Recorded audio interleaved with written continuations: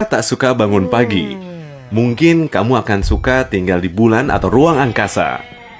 Kalau kebutuhan menghirup oksigen bisa dikesampingkan, melihat langit malam selama 24 jam sepertinya menggoda. Tapi saya jadi penasaran, kenapa ada banyak cahaya di bumi, tapi semuanya hilang begitu kita meninggalkan bumi? Mungkin kamu berpikir terang pada siang hari dan gelap pada malam hari, disebabkan oleh rotasi bumi dan matahari hanya menyinari salah satu belahan bumi. Itu hanya salah satu faktor, tapi sebenarnya lebih rumit dari itu. Bintang kita juga menyinari bulan, tapi langit di atas selalu tampak hitam. Ini semua terjadi berkat atmosfer unik yang melingkupi bumi. Atmosfer kita penuh debu, kotoran, berbagai gas, dan tetesan air, yang semuanya bertindak seperti cermin kecil dan memantulkan cahaya matahari.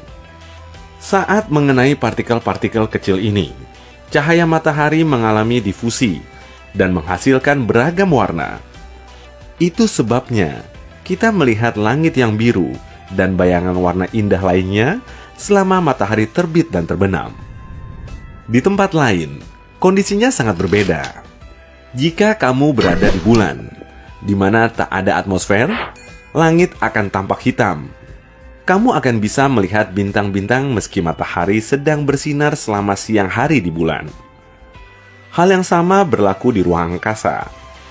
Meski dipenuhi banyak gas berbeda, ruang angkasa tak punya atmosfer bermolekul yang bisa memantulkan cahaya. Dengan kata lain, ruang angkasa itu hampa. Oleh karena itu, meski matahari sedang bersinar, ruang angkasa tetap tampak seperti ruang kosong yang hitam. Jika suatu saat atmosfer bumi hilang, langit kita akan sama hitamnya dengan ruang angkasa atau di bulan. Yang itu sudah jelas, tapi matahari bukanlah satu-satunya bintang atau sumber cahaya di alam semesta. Jadi, kenapa bintang lain tak bersinar terang pada malam hari? Kamu bukan orang pertama bertanya-tanya soal itu. Seorang astronom bernama Thomas Digges telah menelitinya pada abad ke-16. Digges meyakini alam semesta tidaklah berujung dan bintang-bintang di dalamnya tidak terhingga jumlahnya. Dia mencoba menjawab kenapa semua bintang ini tak membutakan kita dengan cahaya yang menyilaukan. Tapi gagal. Pertanyaan-pertanyaannya tak hanya terlalu cepat bagi zamannya, dia juga tak punya alat yang bisa membantunya. Pada awal abad ke-19, seorang astronom Jerman, Wilhelm Olbers, menyatakan bahwa langit gelap pada malam hari disebabkan adanya tirai debu yang menyembunyikan sebagian besar bintang dari kita. Ide ini juga terbukti salah. Bintang-bintang tak hanya mengeluarkan cahaya, tapi juga energi besar yang bisa memanaskan partikel-partikel debu sampai akan bercahaya sendiri. Jika begini, langit pada malam hari juga tetap akan terang karena debu yang bersinar. Namun langit tetap menjadi gelap setiap sore setelah matahari tenggelam. Lantas di mana salahnya teori ini? Digges, Olbers, dan para astronom lain di masa lalu meyakini alam semesta itu tak berujung, tapi astronomi modern lebih tahu. Jumlah bintang, meski tampaknya tak terhingga, tetap saja tak cukup untuk menyinari langit pada malam hari. Langit menjadi gelap karena bintang-bintang, seperti alam semesta itu sendiri, tidak kekal. Bintang-bintang itu fana. Alam semesta memiliki batas tersendiri dan tidak sekuno perkiraan para ilmuwan. Tentu, 14 miliar tahun itu tidaklah singkat bagi manusia, tapi masih dianggap muda dalam hitungan jagat raya. Angka itu pun tidak seberapa bagi semua cahaya yang berasal dari bintang-bintang jauh untuk bisa sampai di bumi. Dengan kata lain, berkat teleskop kuat yang indah, kini kita tahu cahaya membutuhkan waktu miliaran tahun untuk sampai ke kita dari bintang-bintang terjauh. Artinya, saat memandang ke langit, kita sedang memandang ke masa lalu yang sangat jauh. Teleskop modern dapat menunjukkan bahwa cahaya memulai perjalanannya menuju bumi sekitar 10 miliar tahun lalu. Makin kuat teleskopnya, kita bisa memandang ke belakang makin jauh. Kelak, kita akan mampu melihat sesuatu yang ada sebelum bintang-bintang muncul. Mungkin dengan mempelajari jarak hitam di antara mereka. Tapi kita akan segera membahas lebih jauh tentang ini. Baik, bintang-bintang tak begitu menerangi langit malam kita karena mereka sudah sangat tua. Bahkan saat kita melihatnya dan jaraknya tidak terbayangkan.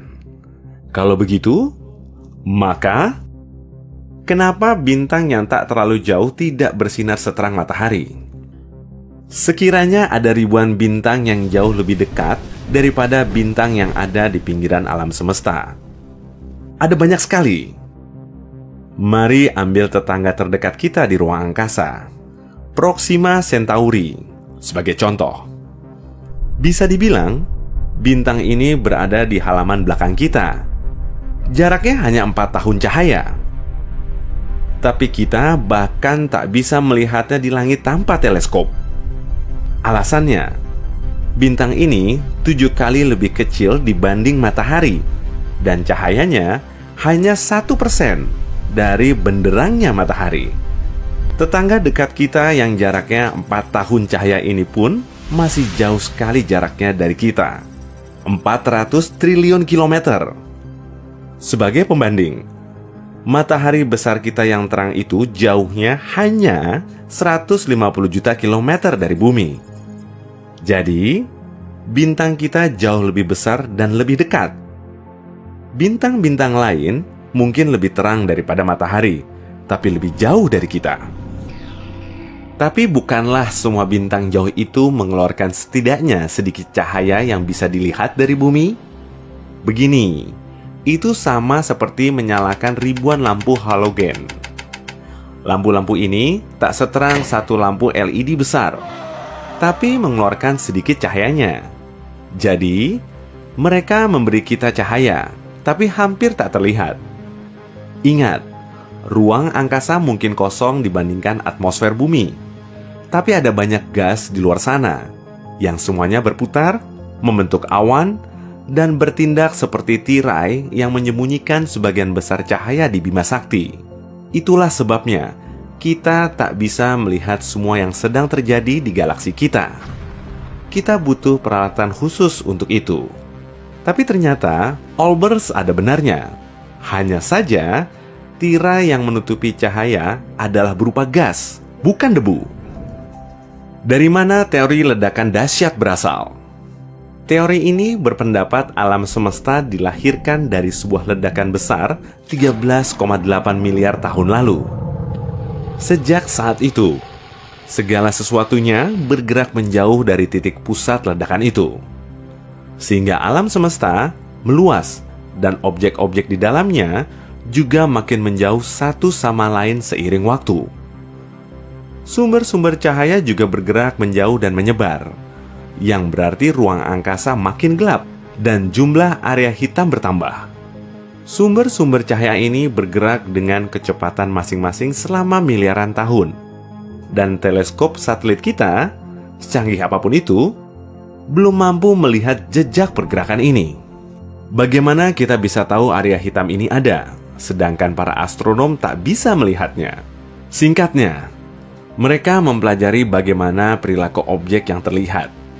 Bagaimana benda-benda angkasa punya gravitasi dan bergerak di sepanjang orbit berbentuk elips di sekeliling bintang. Ini hanya bisa dijelaskan dengan kehadiran objek atau kelompok objek angkasa tak dikenal. Para astronom berpikir, kebanyakan benda di alam semesta itu tak bisa dilihat, sehingga tampak seperti kekosongan hitam bagi mata manusia. Tapi seperti apa bentuknya melalui teleskop? Semua kegelapan itu menyala dengan warna-warni pelangi yang indah. Kita tak bisa melihatnya karena penglihatan kita terbatas pada spektrum cahaya kasat mata. Tapi jika ingat spektrum elektromagnetik dari sekolah dulu, kamu akan tahu bahwa cahaya kasat mata hanyalah sebagian kecil dari semua panjang gelombang dan frekuensi. Ada gelombang radio, gelombang mikro, inframerah, ultraviolet, sinar X, dan sinar gamma. Mereka berada di luar spektrum kasat mata, tapi semuanya ada di ruang angkasa dan dapat ditangkap oleh teleskop modern. Dan yang teleskop tunjukkan kepada kita adalah kegelapan atau nebula tak terlihat yang memancarkan cahaya dengan semua warna yang kita kenal. Merah, biru, ungu, kuning, semua jenis warna, tergantung gas penyusunnya. Siapa tahu, suatu hari nanti kita bisa menemukan kacamata khusus yang memungkinkan kita melihat semua warna di luar angkasa hanya dengan memandang langit malam.